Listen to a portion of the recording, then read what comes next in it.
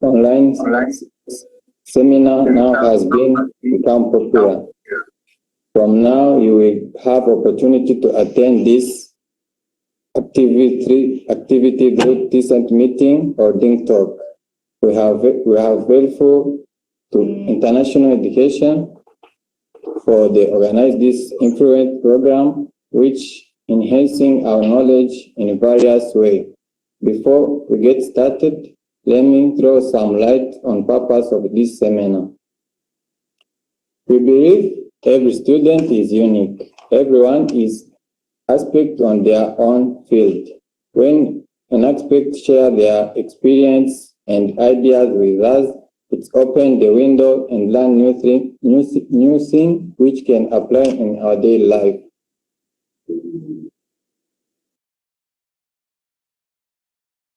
As most of participants of this activity are students from Zhengzhou University, and even have seen the audience from outside of our campus, we believe it will help us to break and distance barrier, engage ourselves with the activity of Zhengzhou University. Dear audience, if you have any question during this presentation, please drop the question in the comment box. I'm pleased to welcome Junaid Wahid from Pakistan as keynote speak today seminar. Mr. Junaid is a doctoral student from the Information Engineering of University. He is studying software engineering and doing his research on innovation of software development. Today, he will be sharing with us his aspect opinion on promoting of infodemic during natural disasters to meet our own mental health. With that, I ask you to give me full attention to Mr. Junaid to help me welcoming him for today's key speech note. Please let us welcome Mr. Junaid. Welcome.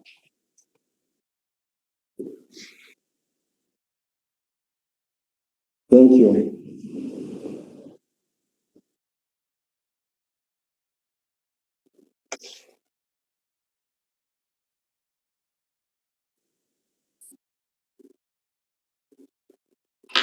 Hello, everybody. Good afternoon. My name is Junaid. I am from Pakistan. I am pursuing Ph.D. in software engineering.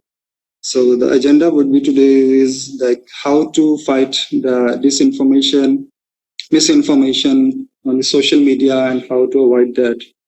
And before I start my topic, I would like to show a little video from the United Nations Secretary General, whom is talking about the misinformation.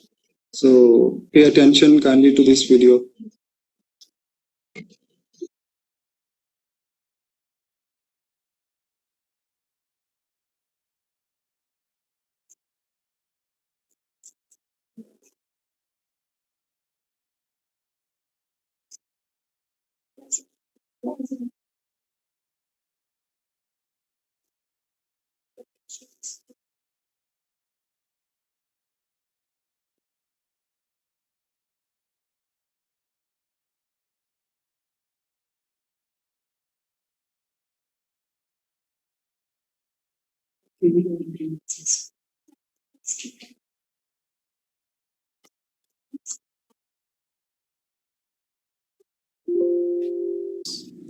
This is a time for science and solidarity. Yet, as the world fights the deadly COVID-19 pandemic, the most challenging crisis we have faced since the Second World War, we are also seeing another epidemic, a dangerous epidemic of misinformation. Around the world, people are scared, they want to know what to do and where to turn for advice. This is a time for science and solidarity. Yet the global misinfodemic is spreading. Harmful health advice and snake oil solutions are proliferating. Falsehoods are filling the airwaves. Wild conspiracy theories are infecting the internet. Hatred is going viral, stigmatizing and vilifying people and groups. The world must unite against this disease too. And the vaccine is trust. First, trust in science. And I salute the journalists and others fact-checking the mountain of misleading stories and social media posts. Social media companies must do more to root out hate and harmful assertions about COVID-19. Second, trust in institutions, grounded in responsive, responsible, evidence-based governance and leadership. And trust in each other. Mutual respect and upholding human rights must be our compass in navigating this crisis. Together, let's reject the lies and nonsense out there. Today, I'm announcing a new United Nations Communications Response Initiative to flood the internet with facts and science while countering the growing scourge of misinformation, a poison that is putting even more lives at risk. With common cause for common sense and facts, we can defeat COVID-19 and build a healthier, more equitable, just and resilient world. Thank you. Yeah, I just watched this video from United Nations Secretary General. So let's officially start my topic.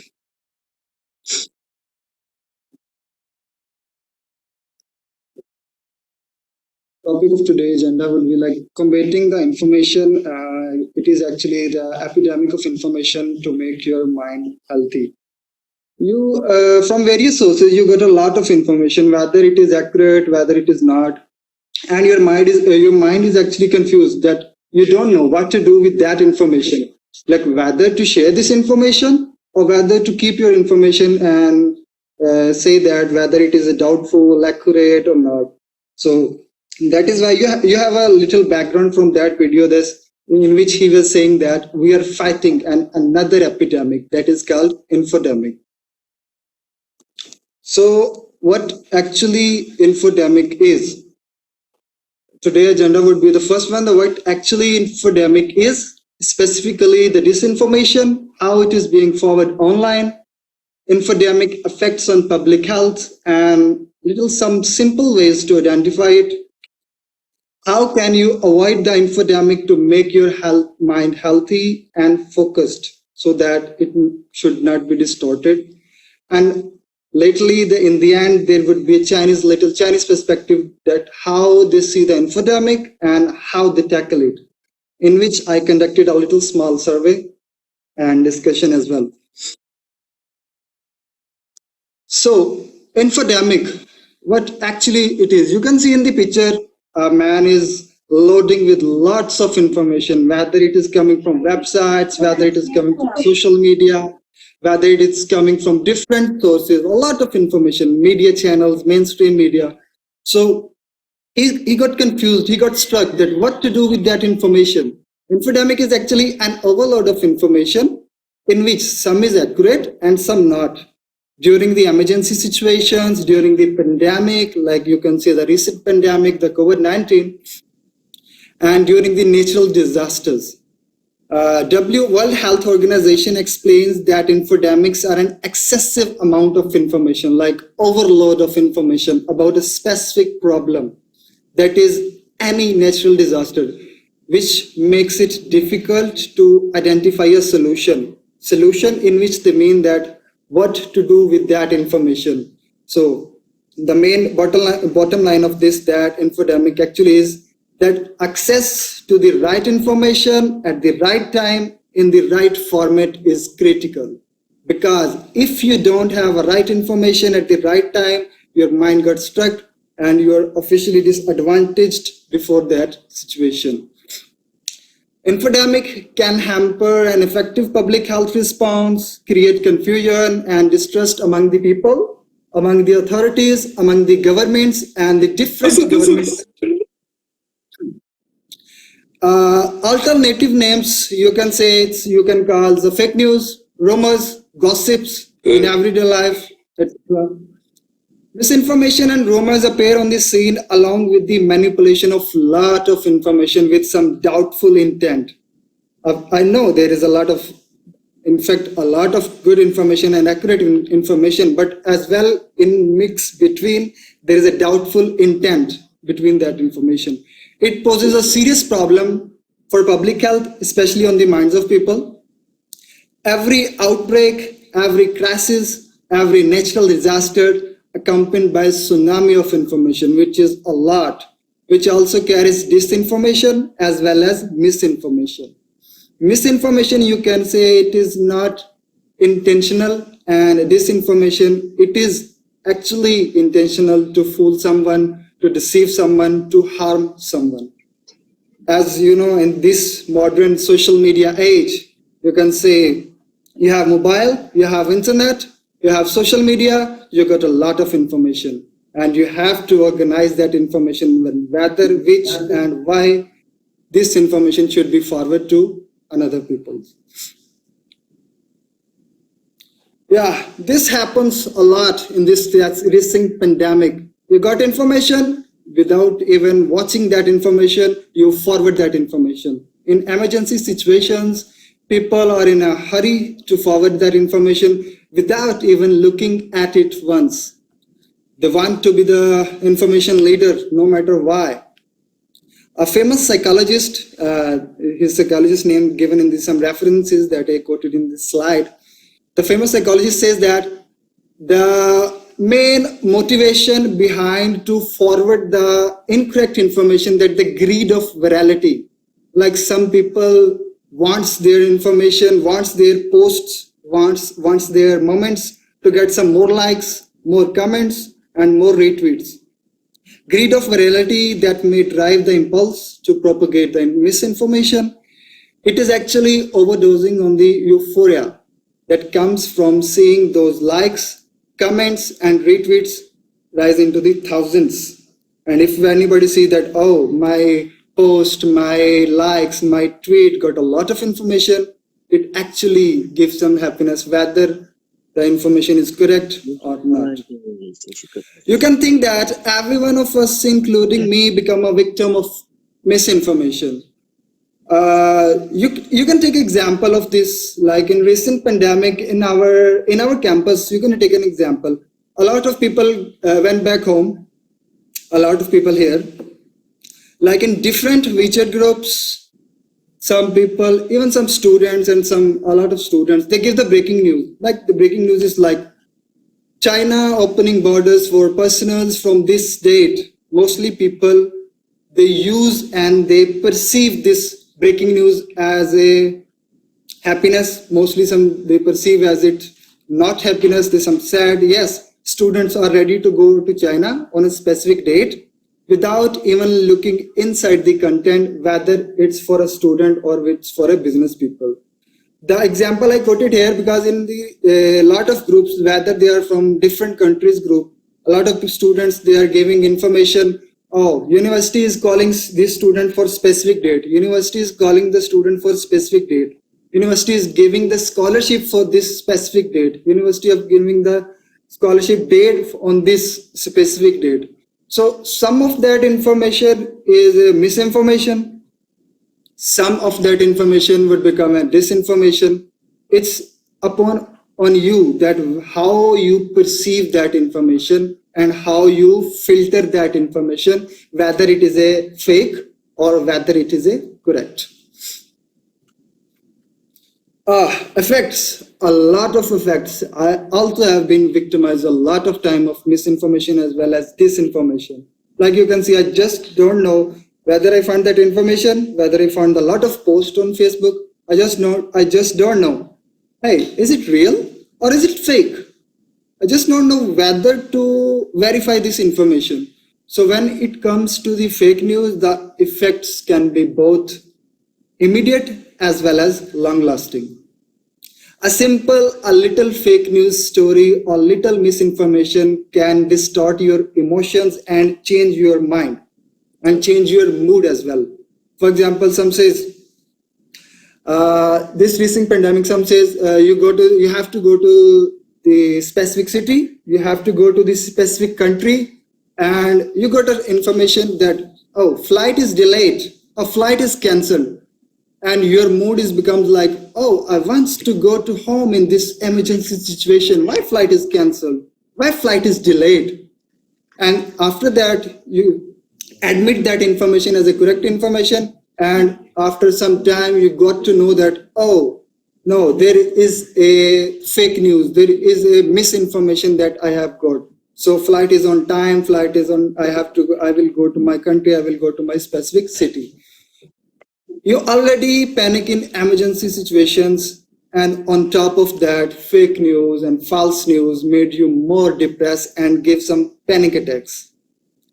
Fake news make you feel helpless, angry, and very anxious. Oh, that what to do, what will happen in the coming time, what to expect those situations, how will it do this. So you can see in the slide there I categorize 3 different types of infodemic. First of all, it being spreaded as a rumor. Someone says, hey, is a rumor that university is opening. It's a rumor that flight is cancelled. It's a rumor that flight is delayed. It's a rumor that scholarship is coming on specific date. So then it rumors, when a lot of people talk about that rumor, it becomes gossip. And when it is gossip, then it is people among some different people, like you can say 10 to 15 people of group, then gossips ultimately converted into fake news. And that directly affects your mind and make you feel more helpless and very anxious. Yeah, effect is going on. You already have a pandemic, and then you makes that pandemic more worse. Why more worse? Because during the pandemics, during the natural disasters, it's hard for people to try to find a trustworthy information. They're looking for someone that whether this information is correct, whether this source is correct, whether that one is correct. They got struck. Which to define? Which whom do we have trust? Which government? Which channel? Which handle? Which Facebook? Which way to trust that information? So this situation becomes more worse. It affects the decision-making process when you have to give answers on immediate basis. Like you can say, breaking news comes on the Twitter, comes on the Facebook, comes on the any type of social media before the mainstream media, like channels or there are some news agencies. So people made decisions on the basis of those announcements that are being spreaded on Twitter, Facebook, or any social media channel. So when they got to know that this information is little misinformation or disinformation, then their decision-making process is being affected. So it affects because no quality control on what is being published. Everybody is spreading everything, whether it's a right, whether it's a not. Maybe there is 70% correct information, but again, there is a chance of 30% misinformation as well. So there is not accurate information at all. Specifically in personal blogs, you can say. So because blogs do not hold any editorial standard or policy. Anybody can write anything. You can see example, social media. You can see there is an example of 2 tweets in this slide. First tweet said that breaking, confirmed flooding on New York Stock Exchange. The flooding floor is flooded with the water. There is some Twitter handle or some person who tweeted this. And you can see the date is 29th of October. And it is retweeted by 633 times and favorited by 32 times. And another one on the right side of the slide, you can see the official CNN channel communication Twitter handle. They corrected this false information and reported that there is no flooding in that New York Stock Exchange. What happened in this between lag of time? First tweet is 29th of October. The second one, they corrected October 30th. So in that gap or time, people got panic attacks. Oh, what happened if that building is flooded by water? What happened if that building is being collapsed? And what happened if we don't unable to go to home? What happened? Our friends and family relatives are okay or not. So you can see this misinformation affects a lot of confusions and a lot of disadvantages. Yeah, how infodemic contributes to misinformation. How it contributes to misinformation. For example, you have global access to the internet, you have mobile, you have even you can say everybody has a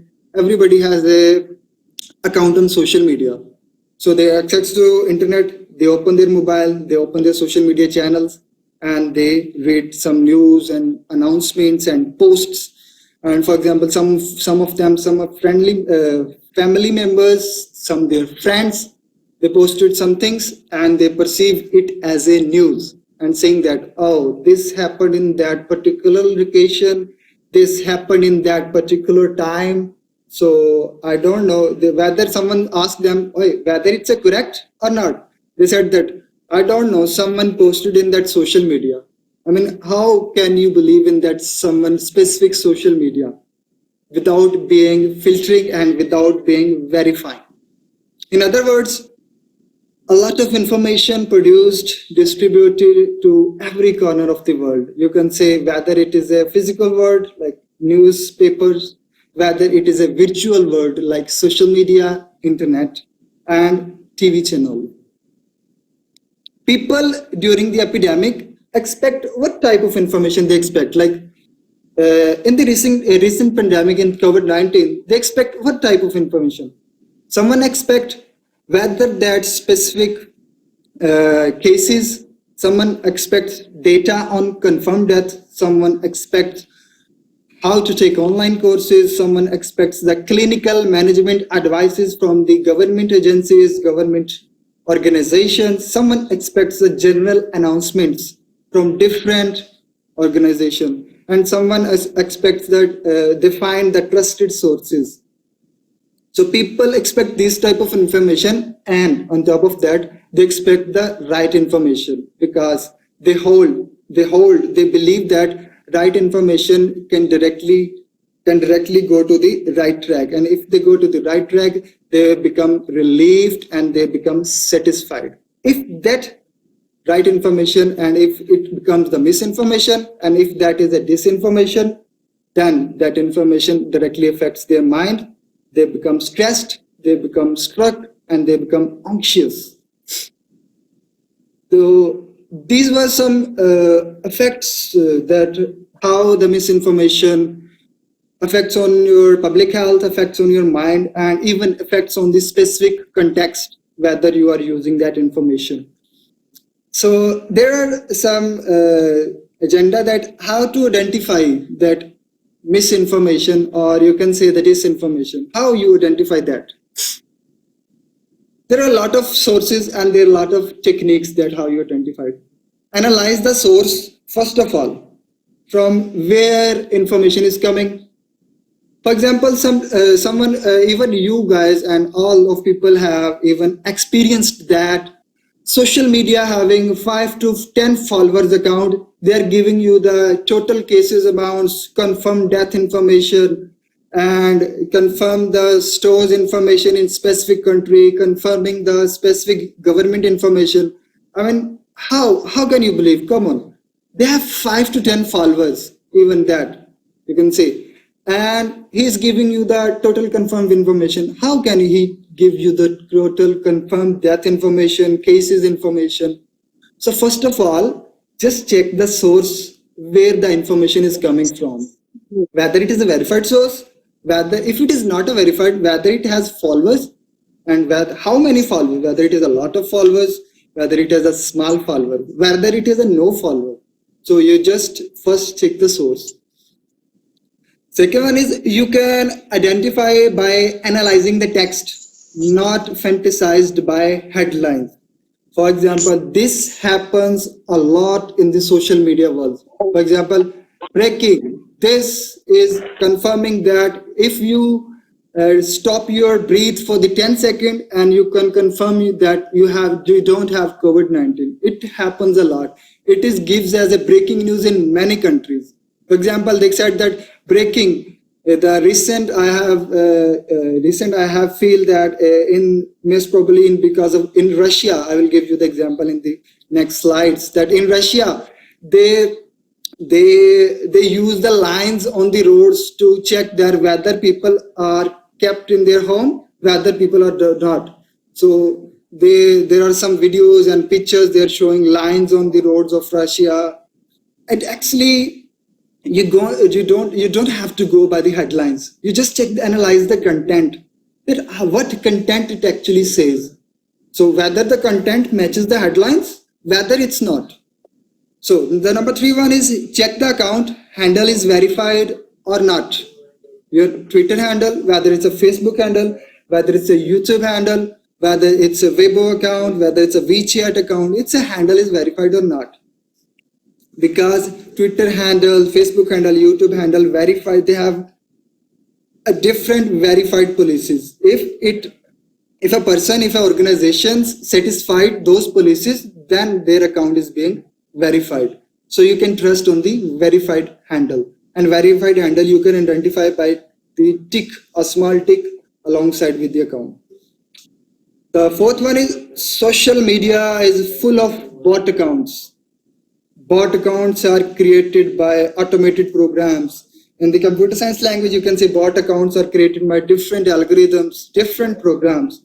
So the agenda of bot accounts would be to spread the alarmist information, to spread the misinformation, to spread the incorrect information. There are a lot of bot accounts you can see. So even maybe some people from different IT field, they may be unable to identify the bot accounts, but some novice users, they're unable to identify that how to verify the bot accounts. The 5th one is compare the content with other websites or channels. That if you see the content on single website, you got confused that whether it's a content is right or not. You just compare the content on different websites. Maybe not a lot of websites, at least compare the content on 2 to 3 websites. If that content is right, it's the same on all websites, you can say that it's trustable, it's a fact, it's a correct, and it is not classified as a this or misinformation. Yeah, it is a recent example I have actually experienced in this last week.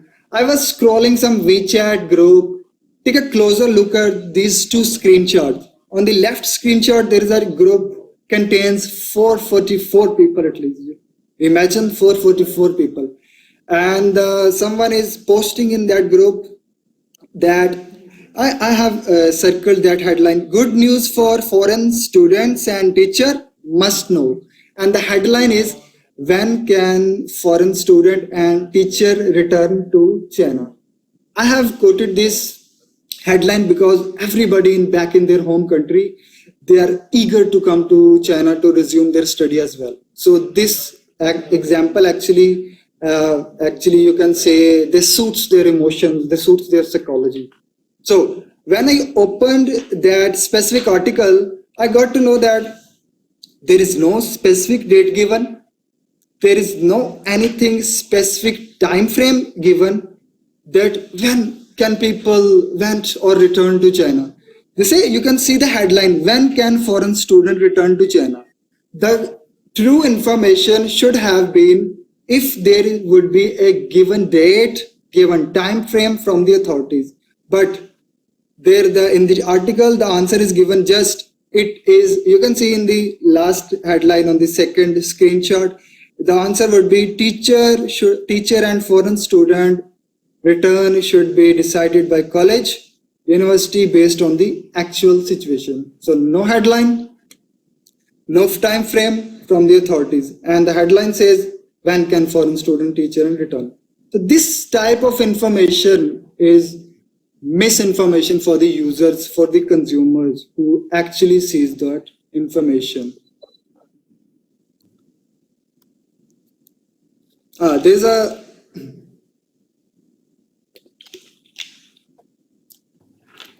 simple simple example I quoted from my experience that I have faced. So there are three ways to identify the infodemic, specifically the disinformation. These three ways I actually quoted from the United Nations websites and their authorities. First of all, the disinformation is of what type? First of all, it is emotive narrative and memes, specifically memes. You got a lot of memes and jokes on the different social media channels, different websites. And what happened in result? People got those memes or those jokes as a serious. And they got a sarcastic information as a serious one. And what happened? They forward that information. So there are a lot of information, false information during the research COVID-19 spread it on different websites, and United Nations partnered or cooperated with the fact-checking agencies, and they develop a web application. In that web application, you can see that on which date, which country, which specific topic this information is spread. Like if you want to check the false claims, misinformation, disinformation, you check on this web application. Let me show you this web application, a little demo. Yeah, there is a Pointer website. They partnered with the United Nations. You are seeing the false claim that is actually written, holding your breath for 10 seconds is a good test to check whether you have COVID-19 or not. I mean, come on, how you can see perceive that holding your breath for 10 seconds? There are a lot of scientists, there are a lot of doctors, they are actually working on this recent COVID-19. So it's just how you can see that it's just a simple breath test for 10 seconds. There is a map showing on your screen. So when I play this map, you can see that there are little flags beneath. You can see whenever this cursor goes on to the specific country, they say that this country has on specific date has false claims. This country has on this specific date has false claims. This country has on this specific date has a false claims. Like you can see there is another false claim: wearing a mask dangerously raises the carbon dioxide levels and causes hypoxia. This is also a false claim, and this false claim is distributed in all of countries. And when it is distributed, you can see that the date, the map showing different countries as well. See, this false claim is distributed on this country on this specific date. This map actually illustrates giving you the summary, not all the information. It is giving you the summary of volume of fact checks in the global database. It reflects the number of fact checks we have published from their contributors. So if you want to know the more about, like in your country, how many false claims and disinformation is distributed, you can go to their database. Their statistics, they have up till now 7,100 plus fact checks in 70 plus countries and in 40 plus languages. There is a wave of false news. They give a lot of specific interesting this visualization as well. You can see this categorize the spread misinformation, travel misinformation, animals category misinformation, religion related misinformation, videos related misinformation. When I hover my mouse on specific dot, it is showing that. For example, I pause on this dot. It is showing that photo shows dozens of wooden coffins of people death from a coronavirus in Italy. It is a false claim, and you can see it is fact checked by Africa Check organization, and this false claim is distributed from the Facebook, and false claim is distributed to the country, which location it is showing in Kenya. So you can see different false claims, different countries, fact checked by which agency, and fact is distributed by Facebook or Twitter or any other agencies. So when I go to their database, there is a filter. There are a lot of filters. You can see there are a lot of countries list showing in this. See, lot of countries. If you want to see your country false information at all up till now during regarding to the coronavirus, so you can select your country and just click the view. I have just selected a United States country, and their false claims are a lot. See, there are a lot of false claims, and the false claims are distributed in the United States country, are distributed on 74 pages. See, this. There is a, when I click on specific false claim, it shows to the another page, and the false claim headlines is photo shows former President Barack Obama, Dr. Anthony and Melinda Gates at the Wuhan lab. They actually trying to convince people from this headline that this specific coronavirus is originated from specific lab or specific country or specific city. So it is actually false. Why it is false? This website shows you why it is false. They give the explanation. See, I selected the explanation. The explanation is the picture actually shows Obama touring the National Institute of Health Vaccine Research Center at Maryland in 2015. You see what happened? They took the picture from that Maryland Institute of Health, and they posted a picture on specific website, and they give the headline to that picture that photo shows former President Obama and Melinda Gates and Dr. Anthony at the Wuhan lab. They are trying to actually victimize the specific country or specific city. So again, I would say don't go for the headlines. Don't go for the pictures. I will tell you later that how you verify the pictures by Google reverse imaging. So if they give the explanation, and if you want to see that full where this full article is published, when I click on this button, it shows this. See, this full article published in this website, and it is faked, and you can say labeled as a fake. See how the people are misclassified by disinformation. They got misinformation a lot. Even in the that picture, this is that how you can see that it is a Wuhan lab. It is actually a lab in the Maryland. So there's another little misinformation going on. It's, you can say this. Like people in Pakistan back home, and they experience a lot of information, and one picture specifically it shows in the yeah.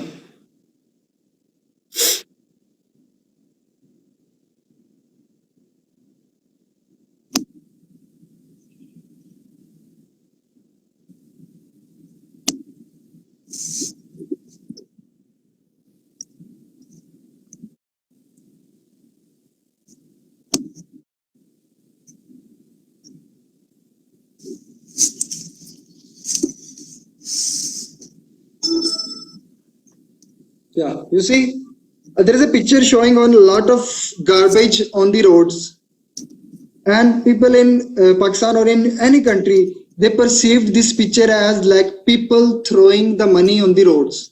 Like they perceive that this money is not useful if you have a COVID-19. They posted picture as see. In Italy, the post you see, in Italy, they threw their money on the streets, a clear message to the whole world that money is not enough when health is in danger. And it is reposted for 47 times.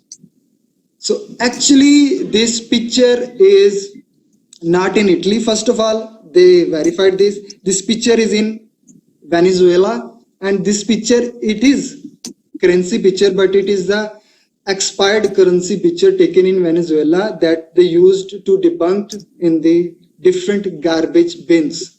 So you can see how people are misinformed and disinformed by different information. So you can, people, researchers, scientists, and academicians, students, they are making use of this specific URL link and for their research, for their applications, for their different type of things. So my team is actually, they posted this link on the chat box, so you can utilize this link.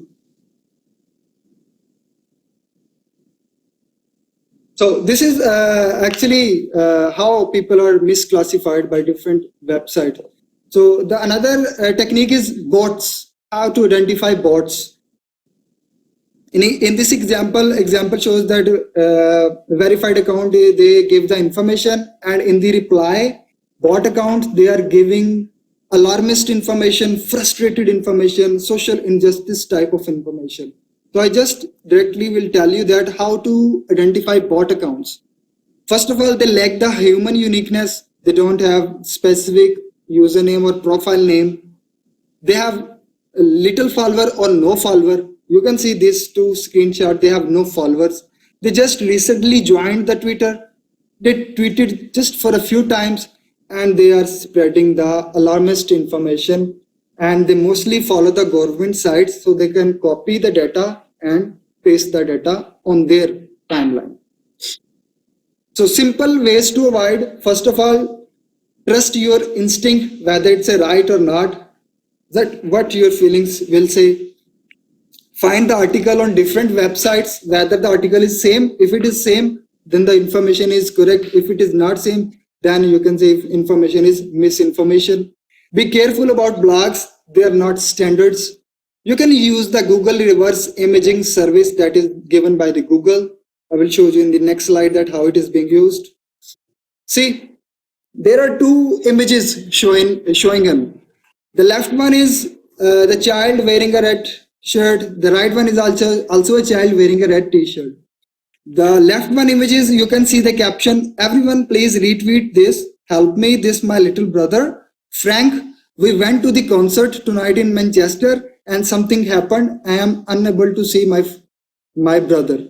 So they are posting that specific little child picture as his brother, and they are finding his brother for retweeting and help. And on the right side, when I use this image in a Google reverse image, I found out that this image is used by different specific fashion magazine for the syndrome people for their photo shoot. Actually, he took that image from that website and he posted on image on Twitter to get some retweets and likes that he's my brother. He's using some emotional tone that he's my brother. Please retweet is help me to find out this and that.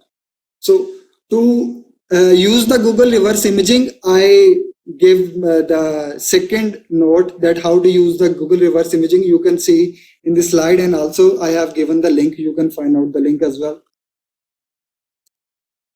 Simple ways to avoid: follow the trusted accounts, WHO, CDC, Baidu, Tencent Health in the context of China. So when we talk about the official resources, we have to keep in mind that there are universal facts and these are universal accepted resources. For example, someone says, I don't trust on WHO. I mean, this is your personal opinion. Everybody depends and everybody believes on WHO. So you have to accept their information and data. Like, well, it's just because information does not necessarily align with your personal views does not mean it's a fake news. And in the end, there are avoid conspiracy theories. There are a lot. Like Bill Gates is aligned with the creating virus, and some specific countries, some specific city aligned with the disseminating virus. So there are a lot of conspiracy theories. Just ignore that.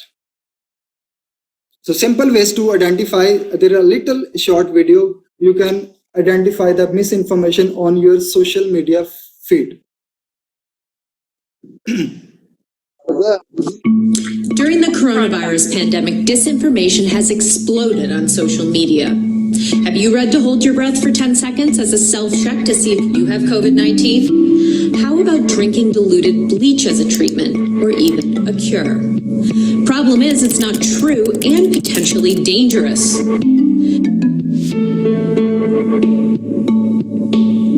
Big Tech has ramped up its efforts to stop the spread of fake news. Facebook prominently displays COVID-19 information, giving users easy access to trusted sources like the WHO. WhatsApp also launched a similar page for healthcare workers, educators, and local governments, giving tips on how best to communicate using that platform.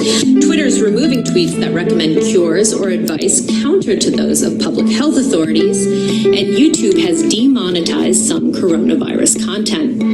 But ultimately, it may be up to you to be your own disinformation detective. So, here are some tips that you can use to spot coronavirus misinformation in your social media feed. First, ask yourself, is the content more surprising, inflammatory, or politically one-sided than you'd otherwise expect? Is the post urging you to share it? Are there blatant misspellings or poor grammar, and does someone stand to profit from the message? If you answered yes, it might warrant a second look. And that means checking to see if the handle is verified by the platform. For pictures, do a reverse image search to see if any of the photos originated prior to the COVID crisis. Or go to the verified handle or page of any authority cited. Remember that breath test? Depending upon the version you read, it may have cited Stanford University. And if you were to check their Twitter page, you'll see it debunked right there, specifically calling out the content as misinformation.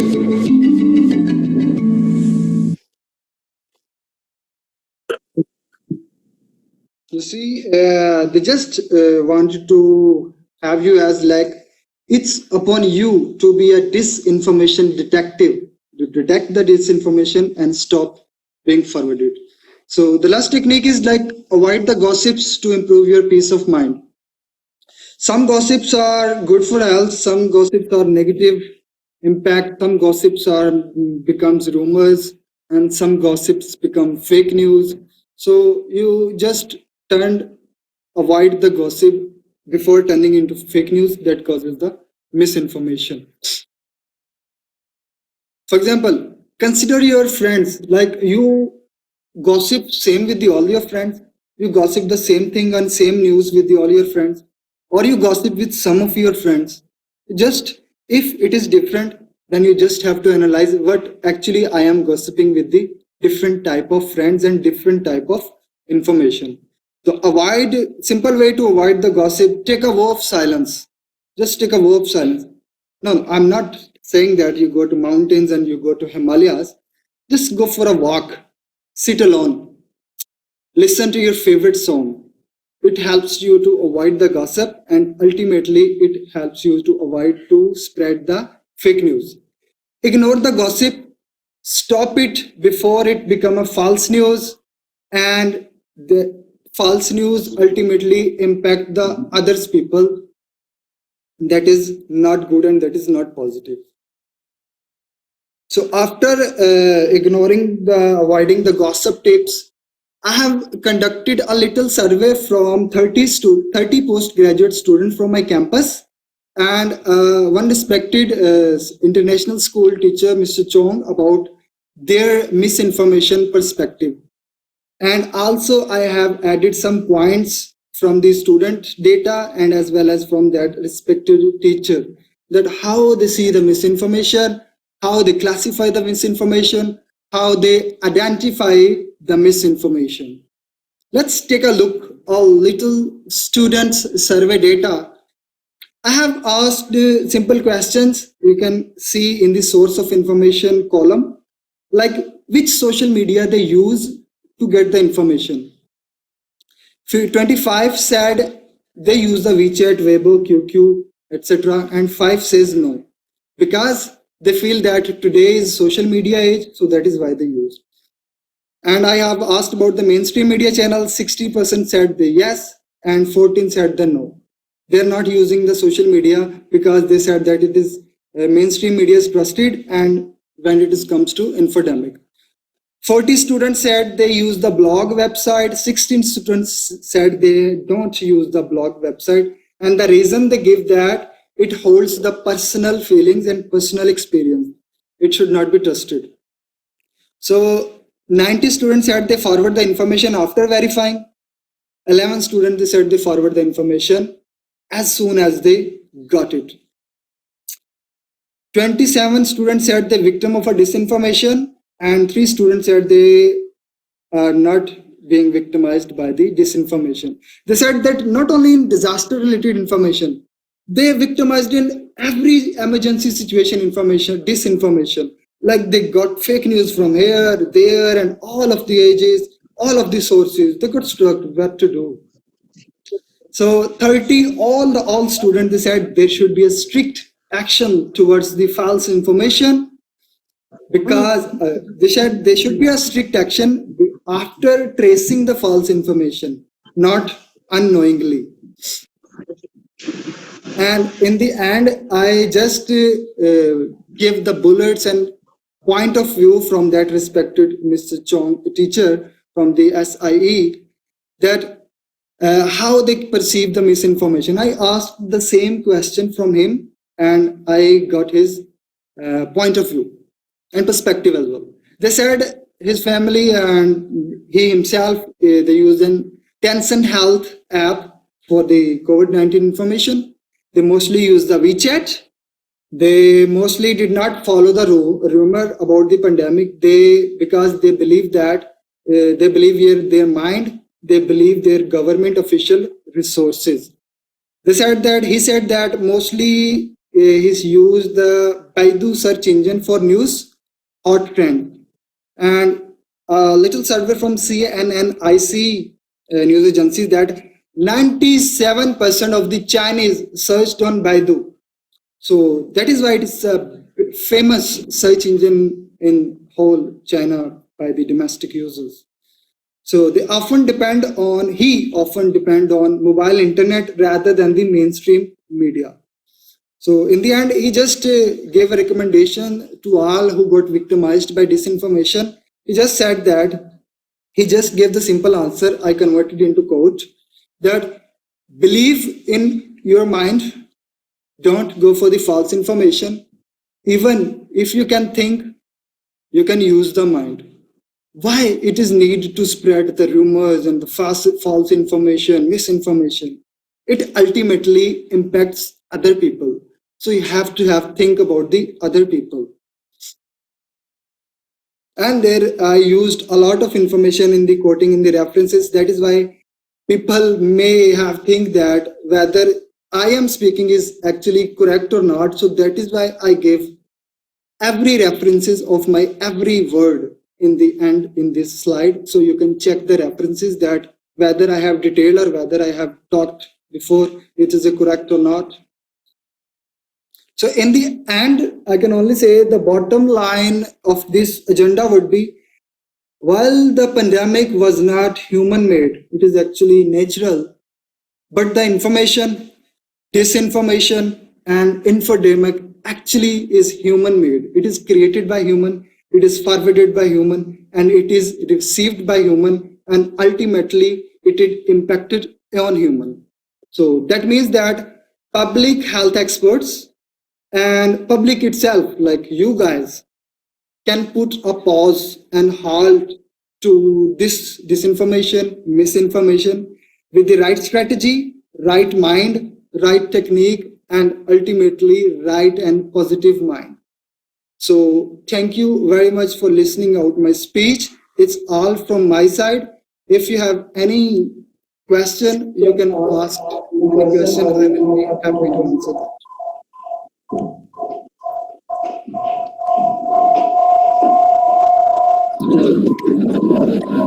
Assalamualaikum, sir. Can you hear me?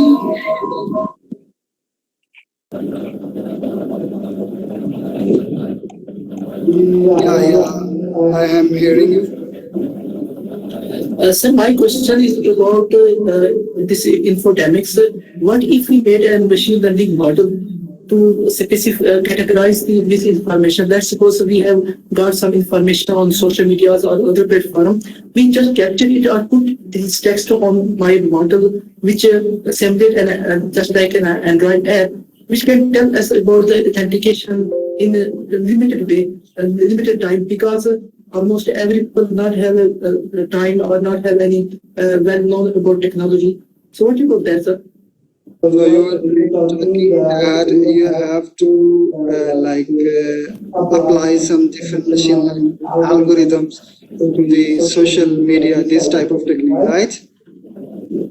Yes, of course, it's just like that. But I'm thinking about to make some like an Android app which can receive information just like input and categorize it.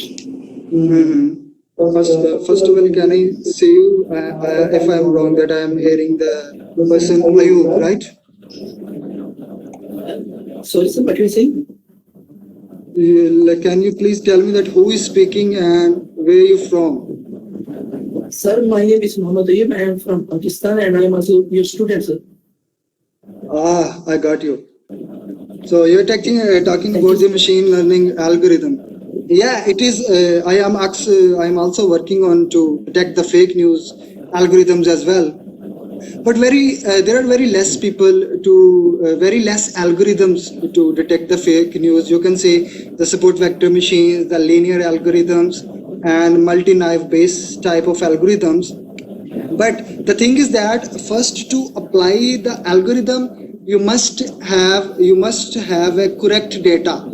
That is like filtered and clean data, right? If you have the clean data, and if you have the right resources, then you can apply the machine learning algorithm. First, try to focus on gathering the clean data. The 80% of our machine learning works on the data. So if you have data, you can develop, or maybe we can you can say participate, or I can cooperate with you to develop the machine learning algorithm to identify the fake news as well as identify the different type of news. Thank you, sir. I also like to work with you on this project, sir. Can you cooperate with me, sir? Yeah. I'm saying that if you got a new recent type of clean data, I will cooperate with you as soon as I got my time from my research activities as well. Okay, sir. I will discuss it with you later on. Yeah, sure. Thank you, sir. Thank you so much, sir.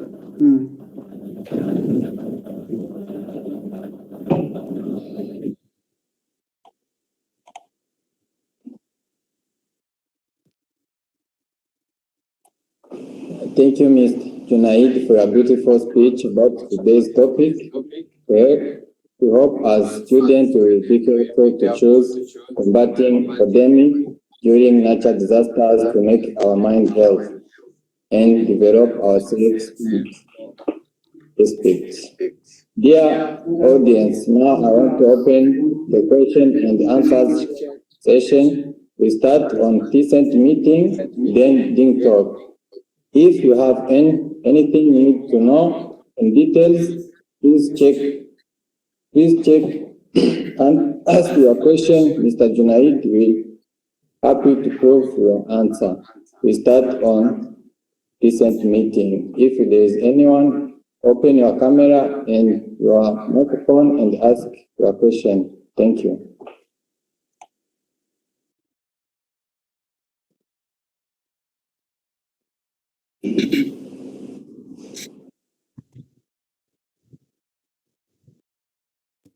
So if anybody wants to question about this topic or any my topics, I am happily available to answer that.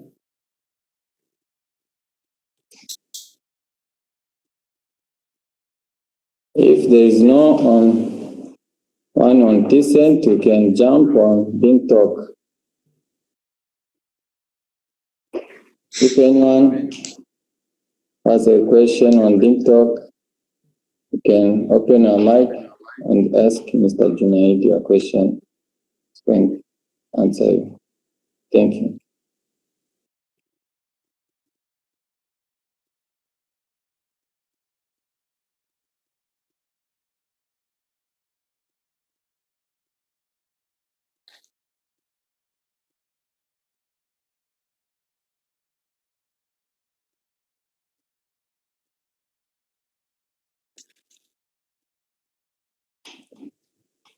I see there are a lot of my students and my teachers back from Pakistan. I hope I guide them well to take some benefits from this agenda presentation. So if they don't understand anything, so if anyone wants to ask a question, so I'm available to ask question because there's still a time. So if anybody wants to ask question, you open your mic and as well as camera. So I'm happily available to guide them so that they should identify the disinformation or misinformation or got impacted by the false information.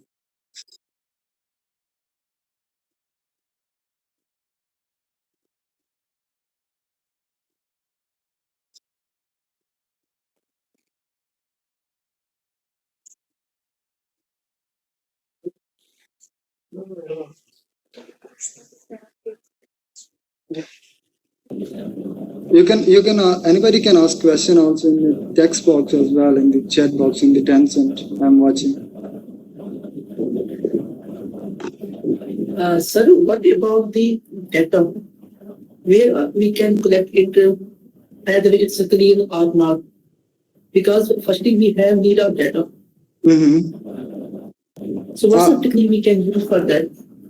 You mean the how to collect the data, right?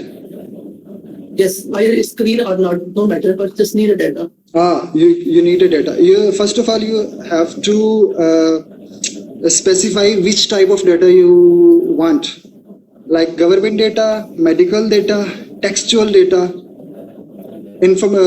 financial data. So if you want, and also you can say the COVID-19 data. So if you want the COVID-19 data, there are a lot of trustable resources, and the first one on top of that is WHO, World Health Organization. They are giving you the cases or death rates data on daily basis. If you want the textual data, the textual data actually mostly comes from the social media. So the textual data, if you want to know the perspective of different people, you can use the social media data. You can use the Twitter API, you can use the Facebook API, YouTube API to get those data. But please remember that every API has some limitations. You can't get the old data. You can just only get the recent type of data. And now if you want the financial type of data, you will get only from different New York or you can say stock exchange website. For example, you want the American financial data, you can get from the New York Stock Exchange. You want the Pakistan's type of financial data, you can get from the Pakistan Stock Exchange website. So it depends on you that which data you want actually. For medical, WHO. For government, different government website. Textual data, you use Twitter, Facebook. Financial data, you can use stock exchange data. And on their website, they have the index portion. They have the appendix portion. You can get data from the index portion as well as from the appendix portion. Sir, right, but I am still a confusion. I am rather changing little path. Just like you maybe know, Dr. Zishan Usmani in Pakistan is working on the data science, and he has developed a model which can early predict about the suicide bomber attack. Recently we have faced some rape cases in Pakistan, you may know, in the motorway. So what can this type of data we can get it from? That's why I want to get data about rape cases, which not found on any website or any social media. So what can we? I got it. Actually, they got the data. If you don't get the data from any social media or social website, there is a IT portal. You can say they got the data. Actually, they're testing data. Like they got from GitHub website. They got the data from Kajal website. Right? You just go to these links: Kajal website, GitHub data. You got the every type of data, whether it is a financial, terrorist data, and racism data, COVID-19 data. You go through these two portals, you register an account, you get all type of data. it's not that they get the live data and they apply the algorithm. They also got the testing data, then they apply the algorithm. They also got the data from those websites. And one another thing, if you read their research paper, in the references, they have given you that this data they got from this which specific website. So the two portal you must remember, the Kaggle and the GitHub. Okay, sir, I will try it again and again. I'm searching from a couple of days, but I've not found a good resource. So I will try it again, and if I'm any confused, then I will come back to you. Thank you so much for your time. Welcome.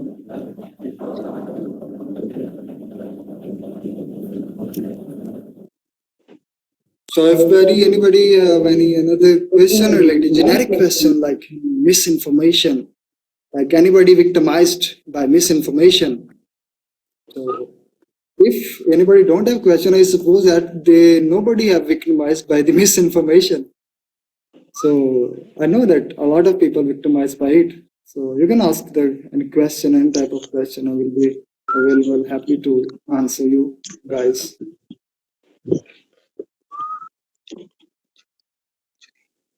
Hello, Mr. Junaid. Yeah. My name is Mohammad Wasaf from India, and I'm doing e-commerce here, and I'm in second year. The question is, do we have a common website, like a official website for fact checking? Like in every country, different country have their own fact checking website. Do we have a world fact checking website, like to every country? Put all data in one website to check, like all countries at one point, fact checking data. The same thing I gave in this website. I will show you. Yeah, this pointer website. This actually a web portal, and it is portal backed by the WHO, and they partnered with the different fact checking agencies, and there are you can see the 70 plus countries the data. So they partnered with the different fact checking agency. So WHO on their website give this portal link. So on this website web application, you can see all the countries fact checking data. You see, if you want to see any country, you just go to the database and you see. Let me show you. Yeah, you see this headlines in my screen. These countries, all the countries. You select any specific country, you click on view, and you got all the false claims up till now regarding the coronavirus that is happened in that specific country, and why it is that happened in that specific country. It's also given in that detail. So this link is actually given by the United Nations. It is an official link, and they partnered with the fact checking agency. And actually the name is IFC, an International Fact Checking News. So you can consult on this link. So we can take this website as like every country have, any country can update the data in this, unless like it's really original data. For example, no one can easily go inside and upload any data in that website. Actually, every country, they don't give the data to this link, this specific organization. The fact-checking agencies that is appointed by the WHO, they go to different countries' website and they check those countries' website whether their distributed data is actually right or not. And how they check and how they verify, they actually go to that country and someone say watching is believing. They go to that specific incident where it is happened and they check it is actually happened or not. So if it is happened, then they upload on this website. So government website don't give data to this web application. Their fact-checking agencies, they go to these specific countries and they check by going on that locations. Yeah, okay, I have one more question for you. Yeah. Are you going to hit me? Okay. The question is like, nowadays there is a famous proverb called like fake news spread faster than the light in WhatsApp. Okay, and so I want to ask you, like nowadays, almost more than half of the generation is like not aware of the social media fact check. They believe whatever they receive. Okay, do we, the young generation, do we need any steps to take? What steps we can take to avoid this issue and to educate the people? Like our parents and a lot of people are there who actually believe whatever news comes to them. Okay, what steps we can take? Do you have any suggestion, or you have any broad thinking idea that way it can be done in future? We can take by single person take small steps and it can become a big. First of all, I will give you this like steps you said. What step they should take to avoid the misinformation. First of all, I will give you that. I already gave some simple steps on my slide, and that step summary would be: they have to, first of all, they have to check the resource, like source from where the information is coming. They don't go for the headlines. Again, I'm telling you that don't go for the headlines. At least check the content. What content actually saying? So go for the source. Twitter handle is verified. Then the another thing I gave this official link that is distributed by WHO. That is why I added this link on my slides, so that most of the people, young generations and all of the people, they should have known about that, where to verify and how to identify and how to avoid the misinformation. Again, this is, you can see, I see they have different type of link, the 4, 5, 6. They check these things. These are all are official links given by the WHO to check the facts. Yeah, can I interpret you? Yeah. I'm agreeing with what you're telling, but my question is like how to make believe the 80s, 70s people that this message is false, and how can we make them believe, and how can we make them, because most of the people don't have access to Twitter or any WHO websites and all. They just believe simple messages like WhatsApp and Viber, small message, even WeChat. Okay, they have access to only small messaging apps. They don't have access to internet, big social media. So I want to ask you what step we can take to make them realize that, I mean, this messages are false. We have to fact check this. Like for example, in India, there is a team called Indian Fact Check. So we have fact check in WhatsApp itself. So you can just have to message that number, and they will tell you whether it's true or not. Like that. So what we can take the steps to make them believe that you should not believe whatever comes to you. You just selling that like all 70, 80s people, right? So it is actually, in my opinion, it is actually the responsibility on you to aware them, not to aware them like use the social media accounts. You just check whether they're giving you that. For example, some your old person giving you that, son, see, this happened on this website, and you can aware them by saying that, uncle or father, this not happened, this is not true. And if they ask you why this, and you have to tell them, it is I verified and checked from specific agencies, specific resources. So it actually, in my opinion, it actually responsibility on you to aware them, not to give. I would not say that take them like creating them their social media accounts. You just aware them. If they tell you the news, you just verify the news and tell them, papa, uncle, or any or your relatives, that this is not true, and why it is not true, I just verified from that specific resource.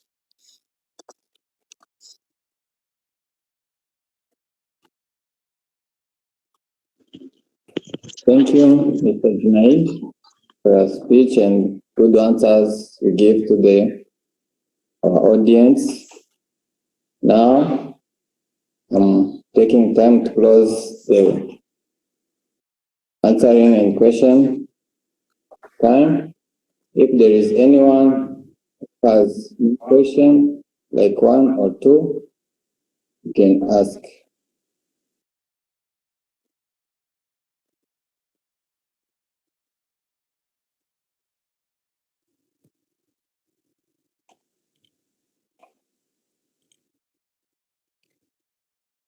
Thank you, dear audience. If you have more questions, please drop your question in our comment box. Honorable speaker will provide you the answer. Thank you everyone for your attendance in today's keynote speech. We expect to see you in next seminar. If you want to be the next speaker of our online keynote speech, you can apply, submit your application for international postgraduate. Please submit on this email, IPU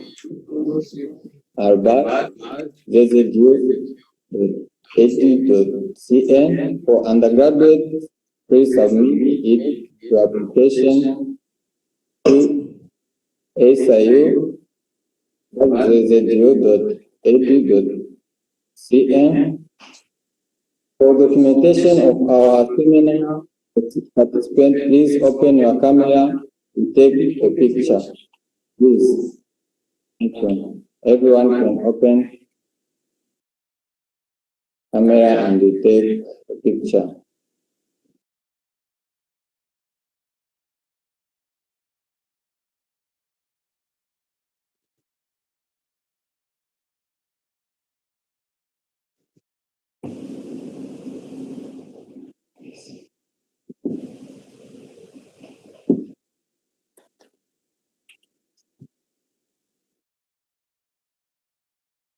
Please wait for a moment.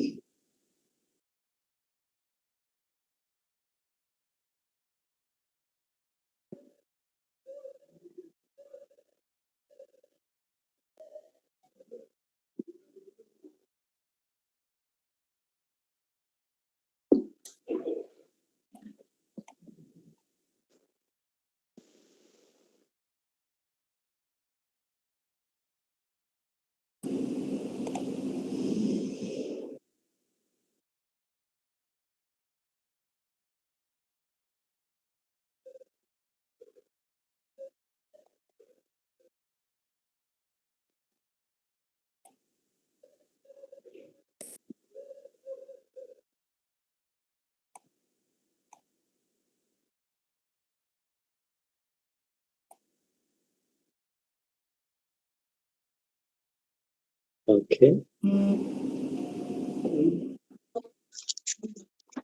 Is everyone open your camera? This feature is a video feature. You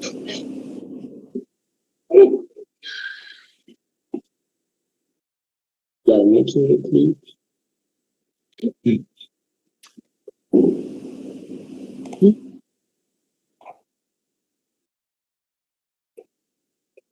It's okay.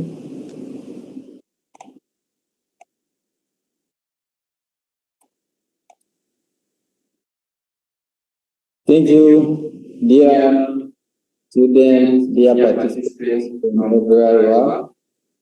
Thank you. See you till then.